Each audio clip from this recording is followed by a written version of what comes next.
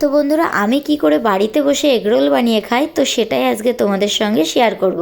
তো সবার প্রথমে শসা, পেঁয়াজ, লঙ্কা আমি কেটে নিয়েছি। তারপরে দেখো ময়দাটাও ভালো করে মেখে নিয়েছে। আর এখানে দেখো আমাকে বেলে দিচ্ছে আমার পিসি। তো তারপরে বেলা হয়ে গেল। আর এখানে দেখো আমার ভাজাটাও আমি শুরু করে দিয়েছি। সবার প্রথমে ভালো করে ছেঁকে নিয়ে তার উপরে ডিমটা ফাটিয়ে দেখো কি সুন্দরভাবে তৈরি করে নিলাম। আর এখানে দেখো তারপরে আমি শসাটা দিয়ে দিচ্ছি, পেঁয়াজটা দিয়ে দেবো। আর এখানে প্রথমটা যেহেতু আমার ভাগ্নে খাবে, ওই জন্য আমি লঙ্কাটা দিইনি। তো তোমরা অবশ্যই লঙ্কাটা দিয়ে খাবে, অবশ্যই খুব দারুণ লাগবে টেস্টটা।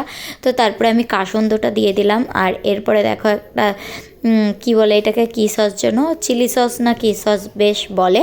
তো তারপরে আমি টমেটো সস দিয়ে দিলাম। তো তারপরে দেখো এখানে বানানো কমপ্লিট। আর এইভাবে বাড়িতে বসে এগরোল বানিয়ে খাও, খুব দারুণ টেস্ট হবে। আর দোকানের থেকে না খাওয়াই বেটার।